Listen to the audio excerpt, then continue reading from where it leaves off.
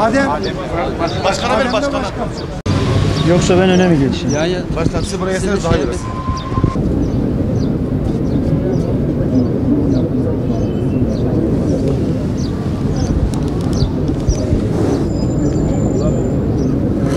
Değerli basın mensupları, kıymetli dava arkadaşlarım.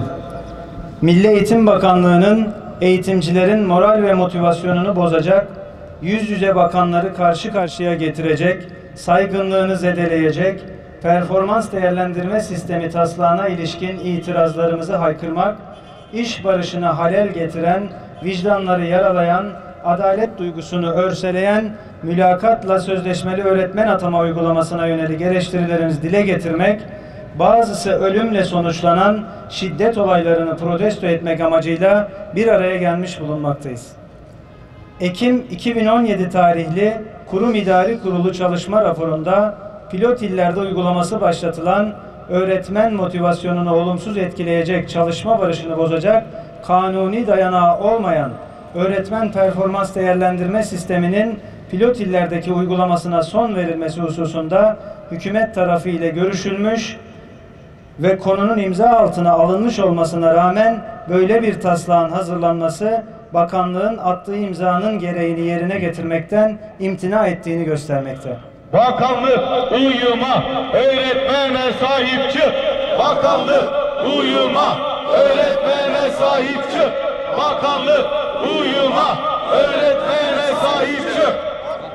Taslak bir bütün olarak incelendiğinde eğitimin niteliğine ve öğretmenin mesleki gelişimine hiçbir katkısının olmayacağı, aksine kurumsal bütünlüğü, mesleki motivasyonu, çalışma barışını ve işbirliğini zedeleyeceği, öğretmeni mesleğine odaklanmak yerine performans puanını yükseltme ve yazılı sınava hazırlanma eksenli bir çalışma hayatına yönlendireceği görülmektedir. Performansı ölçmek iddiasıyla öğretmenleri ayrıştıracak, kurumsal bütünlüğü, mesleki dayanışmayı, işbirliği içinde çalışma güdüsünü zedeleyecek bir uygulamanın eğitimin var olan niteliğine de bir darbe vuracağı hesaba katılmalıdır. Eğitimde öğretmen açığı, mülakatla sözleşmeli öğretmenlik, ek ders esaslarındaki eşitsizlik, ders ücretlerindeki adaletsizlik, okulların bütçe sorunu, yabancı dil pilot uygulaması, rehberlik hizmetlerinin hizmetin özüne uygun kurgulanamaması, teftiş sistemindeki dönüşümün tamamlanamaması ve rehberlik ayağının ihmal edilmesi, ortaöğretime geçişte yeni sürecin soru işaretleri içermesi, alan değişikliği taleplerinin karşılanmaması, yer değişikliği sürecinde yaşanan sorunlar, öğretmene karşı giderek artan şiddet gibi bir an önce yapılması gereken çok iş çözüme kavuşturulmayı, bunlara yenilerini ekleyecek, çalışma barışını bozacak uygulamalara da ısrar etmek, yönetilmesi zor süreçlere yol açacaktır. Performans değerlendirme sisteminin hukuki dayanağı yoktur. Hayata geçirilmek istenen performans değerlendirme sisteminin hukuki bir dayanağı hiçbir şekilde bulunmamaktadır.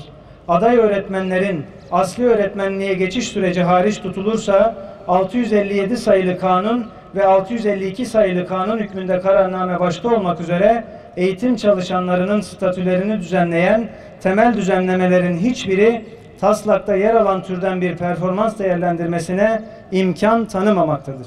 Performans değerlendirme sisteminden beklentisinin ne olduğunun belirlenmemiş olması tutarlı ve sürdürülebilir bir değerlendirme sürecini mümkün kılmadığı gibi görev tanımları ile hedef tanımlarının belirlenmemesi ve hedeflerle yeterlilikler arasında bir bağlantı olmaması etkin, etkili ve denetlenebilir değerlendirme kıstaslarının ortaya konulmaması sonucunu doğurmuştur. Bakanlık uyuma, öğretmene sahip çık.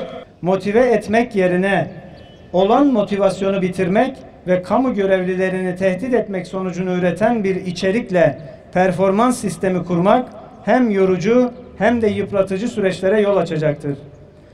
Performans değerlendirme sistemi uygulana bir politika aracı değildir. Uzun bir süreç içeren eğitimin kısa vadeli nicel sonuçlarının yanında uzun vadeli nitel sonuçlarının da olduğu bilinen bir gerçektir.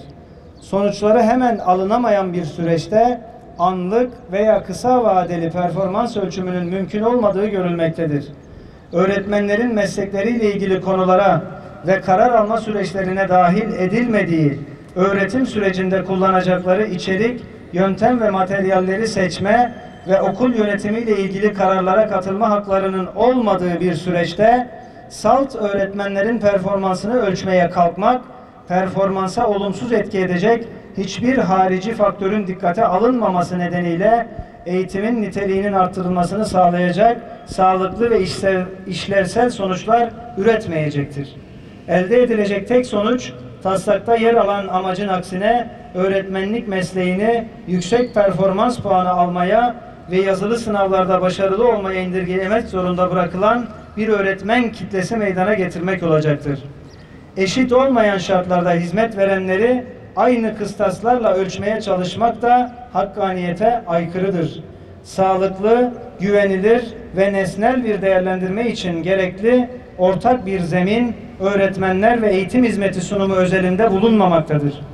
Bu husus tartışma konusu yapılmaksızın öğretmenlerin performansını ölçmeye kalkmak, müsebbibi olmadıkları sorunlara ilişkin soruların cevabını öğretmenlerde aramak anlamına gelecektir.